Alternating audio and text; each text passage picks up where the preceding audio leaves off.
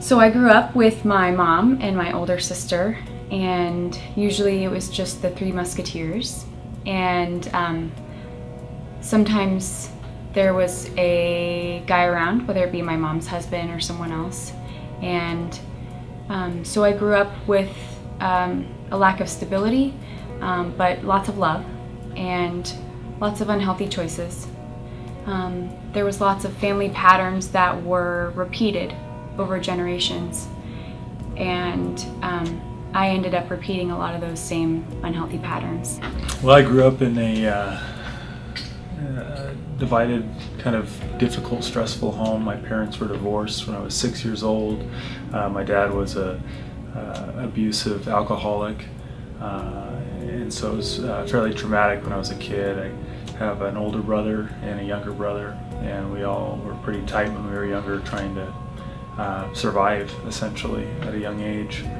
In middle school, I discovered pornography, and that became a huge addiction for me. I also dabbled in drugs when I was 15 or so, and that lasted off and on until I was 18.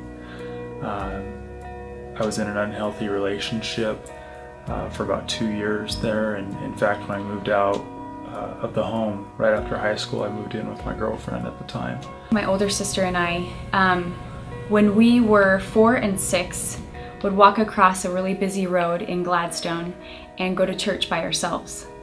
And we weren't sure why we really liked it or wanted to, but we knew that it was positive. Getting into our late teens, just went to churches here and there just because we felt like it was something positive that we could enter into our lives.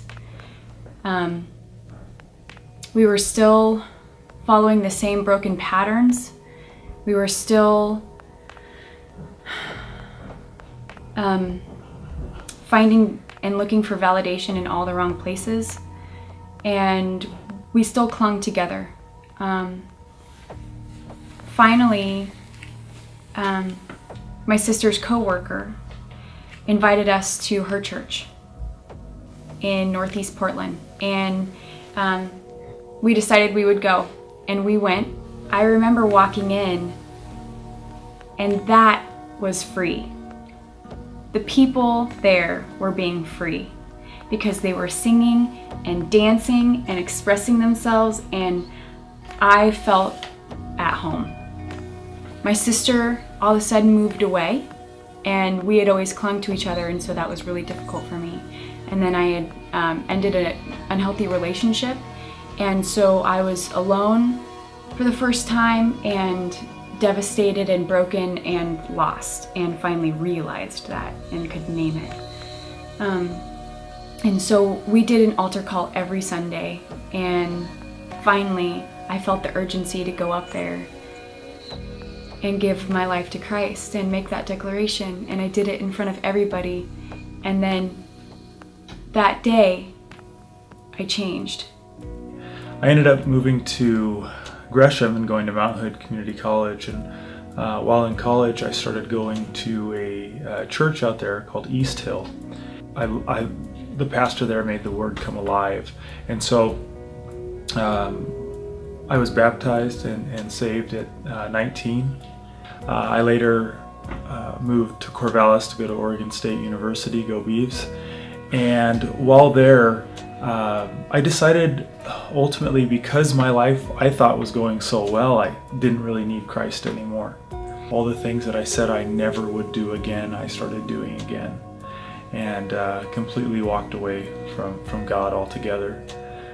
I got into another unhealthy relationship, which I said I never was going to do again. Eventually, I broke it off and realized that I needed to come back to God. He had been knocking on the door for a long time.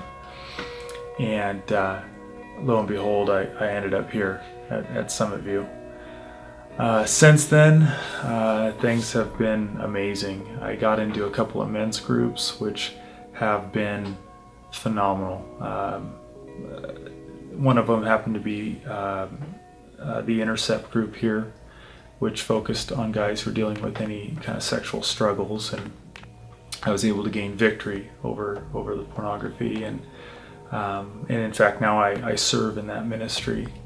So we met a couple years ago at my cousin's birthday party, and we courted for about a year, and August 29th we celebrated 1 year of marriage, and it's certainly been the greatest year of my life.